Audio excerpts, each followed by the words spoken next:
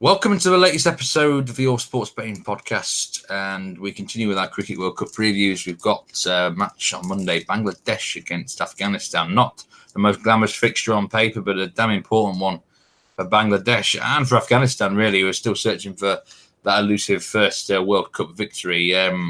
It's fair to say the tournament's really gone a bit more wide open in terms of what results the last few days. Only one shock in terms of England getting beaten, but it feels like anyone can sort of beat anyone at the moment with a lot of closer outcomes, etc. Let's talk about Afghanistan really pushing India.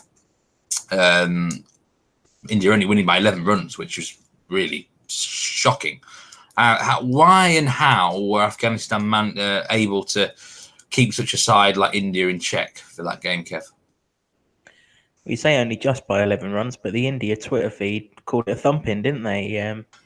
Which I thought was a bit extreme. 11 runs has never been a thumping, has it?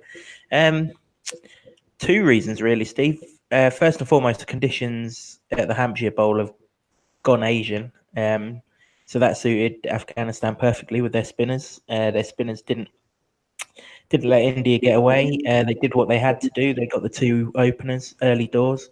I've said all through this podcast, if you get stuck into India's top four and get that middle order in early, you're in business. And although Kedar Yadav made 50 in the game, it was a painstaking 50. It was very much like the Ashim Amla score against this lot. And then the other thing that they did with the bat, obviously they didn't need to push it, did they? Only going at 4.5 and over. But again, they saw off the new ball like they did against South Africa in that game, and this time they just didn't collapse. I think just batting like 50 overs against England was such a confidence boost. Of course, they lost the game by 150 runs, but it just gave them the belief that they can tame decent attacks. And actually, I thought they tamed India pretty well. The only problem that they had was they ran out of batsmen. Quite simply, when you're chasing a small total like that, you don't want to lose 2 wickets in 1 over. And to be fair to Jasprit Bumrah, he's different class, isn't he? So they just ran into that, but that performance there is enough to wake Bangladesh up because this was a slight banana skin now, but it's now a full packet of the bananas. This is the right danger. This one now. Well, yeah, I was going to say this is a match which Bangladesh are in a rare position here. They're favourites to win a match in the Cricket World Cup, which it doesn't happen too many times, does it? Not just favourites, they're quite strong favourites to win. And for Bangladesh, they're in the mixer. They've still got a chance to qualify for the top 4, but if they're going to do that, they've definitely got to win this game. So there's a lot of pressure riding on their shoulders. Do you think they're going to cope with that pressure well? Yeah, well, knockout cricket doesn't start for 2 weeks, does it? But Afghanistan are playing it, like you say, right now. I think they'll be fine in terms of the pressure. I don't think they'll lose because they're expected to win. If you look at the 2 times in this tournament, really, that they've had a chance of winning, maybe 3, but going into that New Zealand game, I thought that was very much 50-50. But although the odds didn't suggest it, I think most people thought they had a shot against South Africa, and they won that game easily. And a lot of people thought they had a shot against the West Indies, and they demolished them. So I don't necessarily see that being a problem, but conditions could be an issue. And also, of course, Afghanistan will have the confidence that these guys play each other in the Asia Cup quite regularly. So they're not up against unknown territories like they have been against Australia, England, New Zealand, et al.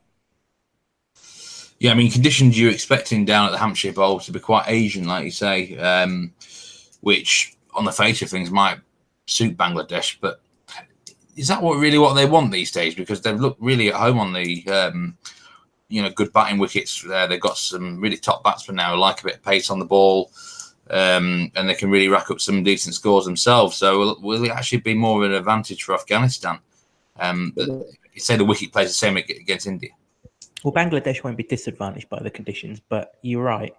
If this was a road, they'd have had a heck of a lot more of a chance because, like you say, their batsmen are all in good form. They've all scored in this tournament now, haven't they? Tamim got a few in the last game, which was probably much needed. Maybe, in fact, the only one who hasn't is Saka. And to be fair, he's been getting off to starts, which is probably just his role, isn't it? But numbers 3 to 6 are looking $1 million for Bangladesh. but they have been on good wickets, and this one it is going to be tricky. I mean, of course, they're going to be able. They can play spin, Bangladesh. They're used to that. It's part of their makeup. But what it does do is it brings Afghanistan right back into the game. If this was a road, as we saw at Old Trafford last week, Afghanistan would have been out of their depth. But all of a sudden, with their three quality spinners, they're right in the game here. And of course, let's not forget they played on this ground not 48 hours ago against India. And usually, when games are played in such close proximity with each other, they'll play on the same pitch. There's not enough time to cut, mow, and everything else on another pitch. So I'm expecting exactly the same pitch as what the India game was played on.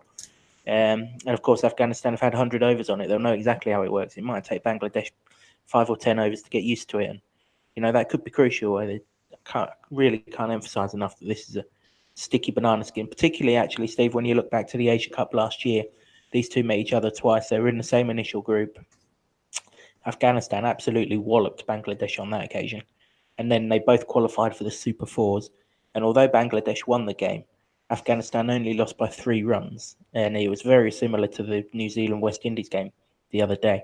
There was a big hit to win it that was caught in the deep, and had that have been 2 or 3 feet further, Afghanistan would have gone and got the win there. And of course, they tied with India later in that competition as well. It would have been them playing India in the final, not Bangladesh. So small margins there, and that was in the UAE. Similar conditions to here: big ground, turning wicket, slow deck. So, Bangladesh know what they're coming up against, but they're going to have to win this game. It ain't going to get given to them, I don't think. Okay, bets for the game then. You've got 3 of them for this one, and you're going into the fours market and the unders. You don't think there's going to be that many boundaries here? No, I don't. I'm still in your lead on this one, Steve.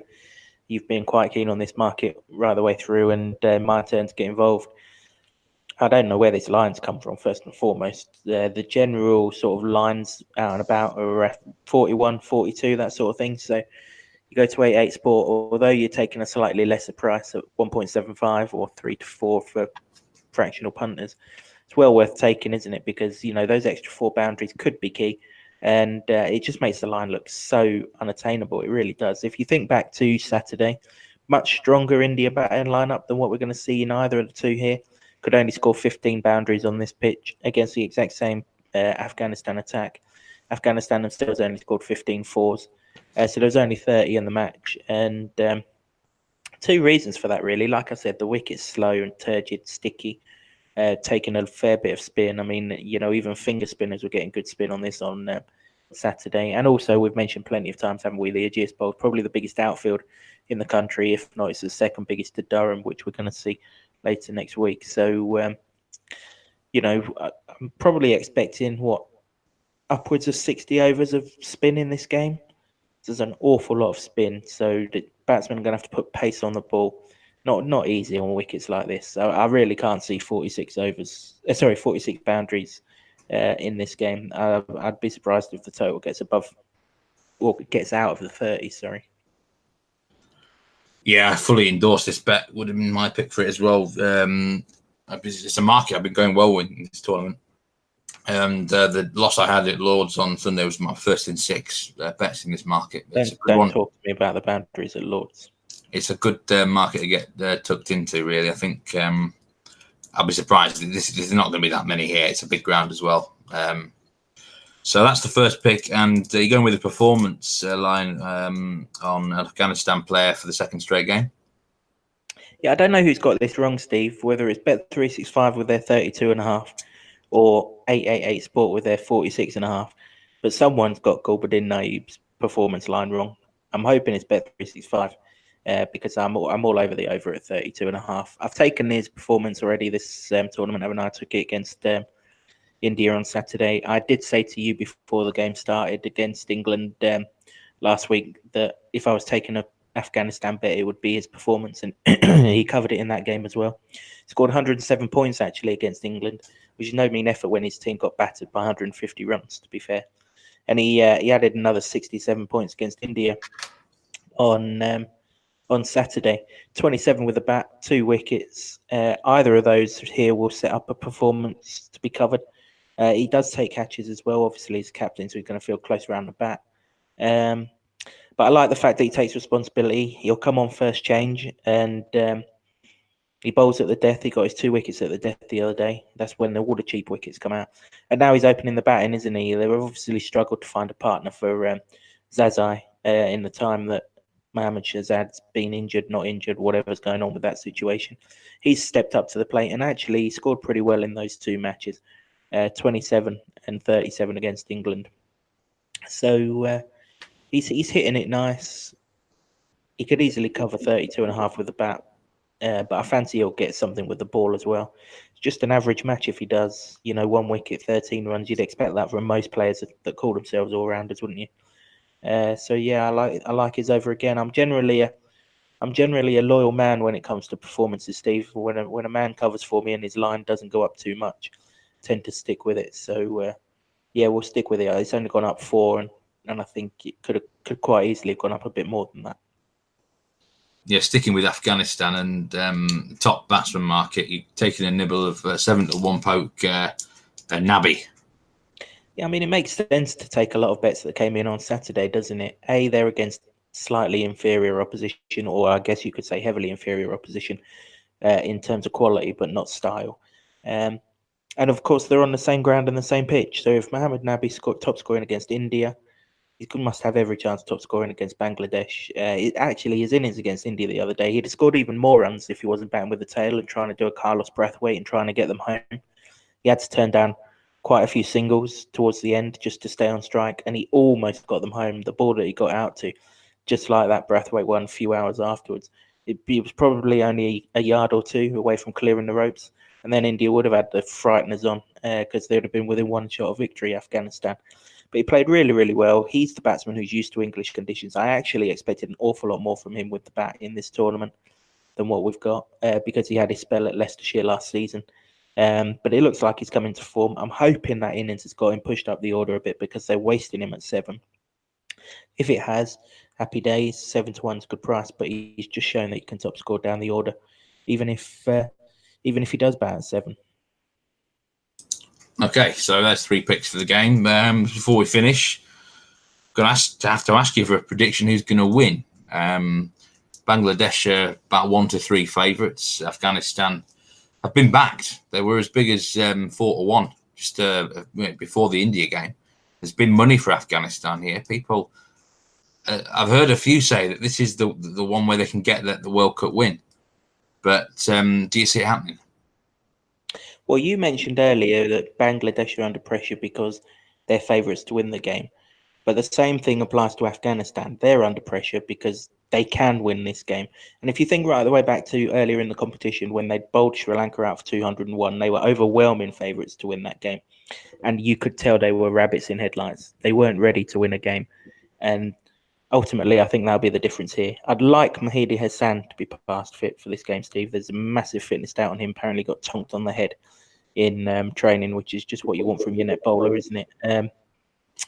He's a really classy spinner, isn't he? Fields close on, a little bit like Shadab Khan, actually, for Pakistan, who had such a good game on Sunday. If he's fit, I don't see any reason why Bangladesh can't win this game, even allowing for the fact that Saifuddin's still out again, which is a bit annoying. But, they've got enough in their bowling attack, haven't they, with Shakib, the Fizz, Mahidi Hassan if he plays. Mossadegh Hussain is back for this game, which is a boost because he'll bowl 10 overs of spin. They've got more than enough with the bat. So I think Bangladesh will win. But, I mean, if you're taking...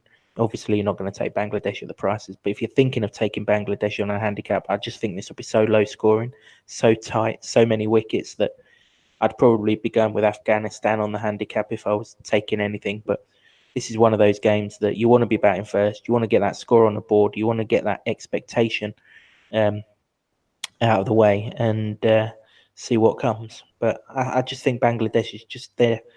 That experience and nous at this top level will just about get the job done for them. But this should be a great game in keeping with those ones that you mentioned earlier. Tight and a close one. Let's hope we have a successful one as well in terms of the betting. So best of luck with that. And we'll be back to preview England against Australia at Lords on Tuesday. So thanks very much, Kev. Cheers, Steve. Look forward to that one.